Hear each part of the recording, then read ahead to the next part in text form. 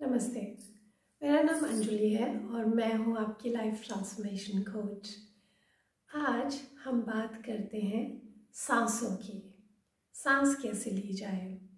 अक्सर मेरे क्लासेस में मैं देखती हूँ कि योगा सेशन के दौरान लोग मुंह से सांस ले रहे हैं।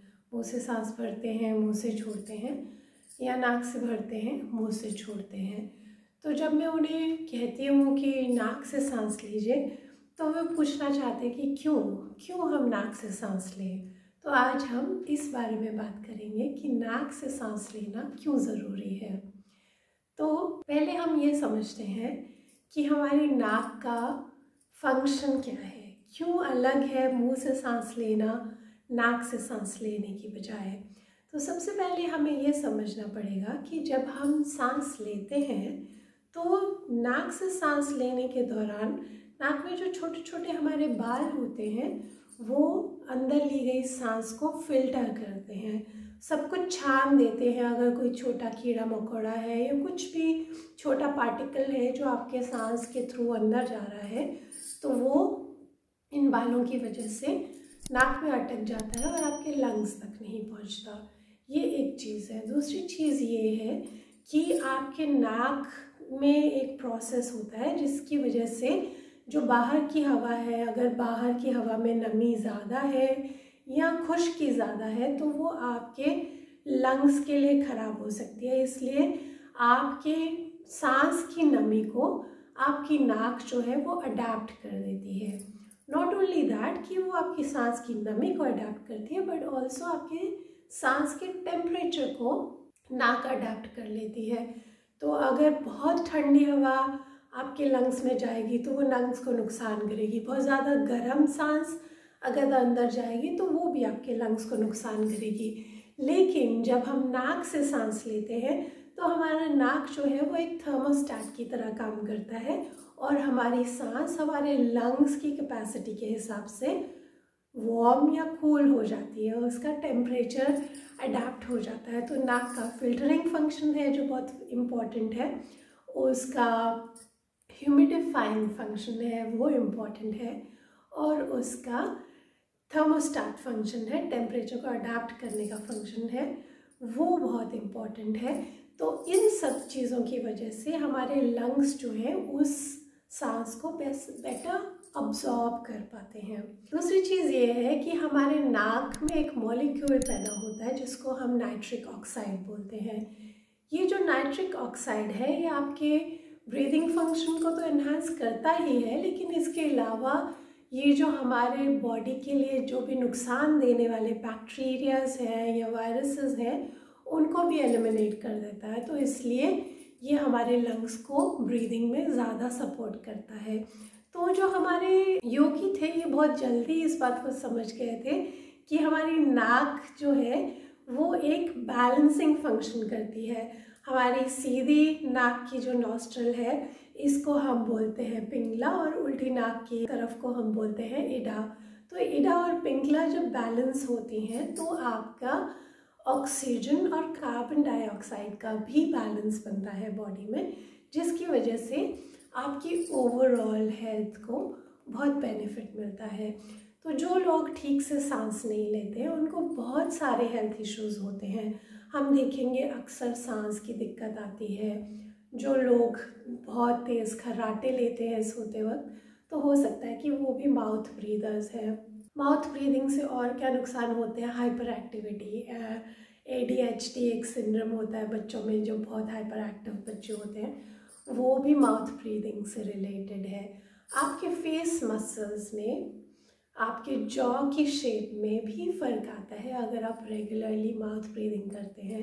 ये माना जाता है, बहुत सारी बुक्स में, एक बुक है इट्स कॉल्ड जॉज, उसमें बहुत डिटेल में इसके बारे में समझाया गया है। एक और ऑथर है, इनका नाम है जेम्स नेस्टर, और जेम्स नेस्टर की एक बुक है जिसका नाम है Breath the science of lost art. तो इस बुक में वो बहुत डिटेल में आपको ब्रीदिंग के बारे में बताते हैं, और ख़ास तौर पे कि योगा में ब्रीदिंग का इतना महत्व क्यों है उसके बारे में बताते हैं। तो जब आप इस पे ध्यान देंगे तो आपको पता चलेगा कि बहुत सारे लोगों का फेस जो है वो बहुत लंबे टाइम तक माउथ ब्रीदिंग की वजह से, मुंह से सांस लेने की वजह से आपके फेस में जल्दी झुर्रियाँ आने लगती हैं, आपका बुढ़ापा जल्दी चेहरे पे नज़र आने लगता है। लोगों का जॉ जो होता है वो उसकी शेप चेंज हो जाती है जब आप माउथ ब्रीदिंग करते हैं।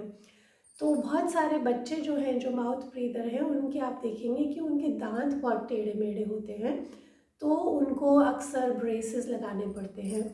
तो जब हम मुंह से सांस लेते हैं तो हमारे डिप्रेशन के चांसेस ज़्यादा होते हैं, रेस्पिरेटरी प्रॉब्लम्स के चांसेस ज़्यादा होते हैं, हाइपर एक्टिविटी के चांसेस ज़्यादा होते हैं। जो लोग मुंह से सांस लेते हैं उनको स्लीप एपनिया की प्रॉब्लम हो सकती है, उनके ज़्यादा खर्राटों की प्रॉब्लम हो सकती है। तो इन सब का एक बहुत ही आसान सोल्यूशन है कि नाक से सांस लें और नाक से ही सांस छोड़ें। मुंह को जब भी हो सके स्माइलिंग के लिए इस्तेमाल करें, क्योंकि वो आपकी नाक नहीं कर सकती। दूसरी चीज़ ये है कि हम क्या करें अगर हमारी नाक बंद है, तो हम कैसे नाक से सांस लें। मुश्किल है लेकिन इम्पॉसिबल नहीं है। तो मैं आपको 2-4 इजी टिप्स बताती हूँ। मान लीजिए कि आपकी सीधी नॉस्ट्रिल जो है वो बंद है और आपको इस तरफ से सांस नहीं आ रही है, तो अपने सीधे हाथ को लेफ्ट आर्मपिट में रख के थोड़ी देर छोड़ दीजिए। जब आप कुछ देर इस तरह से सांस लेंगे तो आपको ये नॉस्ट्रिल आपकी अपने आप खुल जाएगी। और अगर लेफ्ट नॉस्ट्रिल बंद है तो लेफ्ट हैंड को राइट आर्मपिट के नीचे लगा दीजिए। अगर आपको दोनों को बैलेंस करना है और दोनों नॉस्ट्रिल्स बंद हैं तो आप दोनों हाथों को दोनों आर्मपिट्स के नीचे रख के आप थोड़ी देर सांस लेंगे, शांत होके बैठेंगे तो आप देखेंगे कि आपकी नाक खुल गई है। एक और चीज़ आप कर सकते हैं, जब आप सोते हैं तो उस नासिका को ऊपर की तरफ रखिए जो बंद है। तो अगर आप इस तरह से सोए हैं तो आपकी सीधी नॉस्ट्रिल जो है वो खुल जाएगी। अगर आप इस तरह से सोए हैं तो आपकी लेफ्ट नॉस्ट्रिल खुल जाएगी। एक और चीज़ जो बहुत हेल्प करती है, आप 1 या 2 बूंद लैवेंडर ऑयल अपने तकिए पे या तकिए के पास एक तौलिया रख लीजिए, उसके ऊपर 1-2 बूंद लैवेंडर ऑयल लगा के छोड़ देंगे तो आपको लैवेंडर ऑयल की मदद से बड़े आराम से सांस आती जाती महसूस होगी आपकी, उससे नॉस्ट्रिल्स खुल जाएंगे। अगर आप किसी अच्छे योगा टीचर को जानते हैं तो ज़रूर आप उससे जल नीति और सूत्र नीति करना सीखिए। जल नीति और सूत्र नीति करने से भी आपकी नाक को बहुत मदद मिलती है।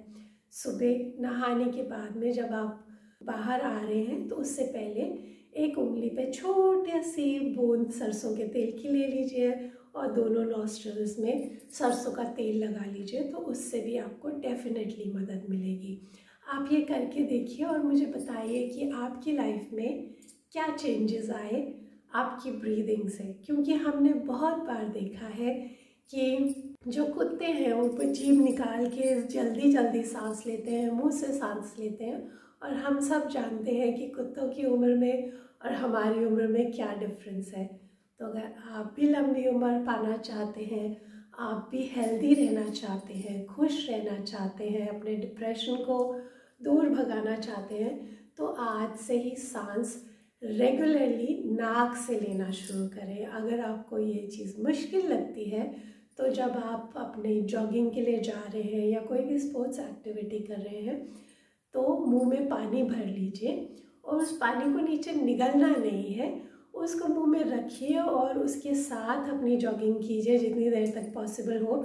तो आपकी नाक को फोर्सबली काम करना पड़ेगा, क्योंकि जब हम मुंह से सांस लेते हैं और नाक से सांस लेना छोड़ देते हैं तो धीरे धीरे नाक अपने आप बंद हो जाती है, फिर उसे खोलना ज़्यादा मुश्किल होता है। इसलिए जब आप नाक से सांस लेना शुरू करेंगे तो नाक भी धीरे धीरे अपने आप खुलना शुरू हो जाएगी। तो आज से ही ये टिप्स फॉलो करके देखिए और मुझे ज़रूर बताइए कि आपकी लाइफ में नाक से सांस लेने से क्या फ़र्क आया। मैं आपके कमेंट्स का इंतज़ार करूँगी। धन्यवाद।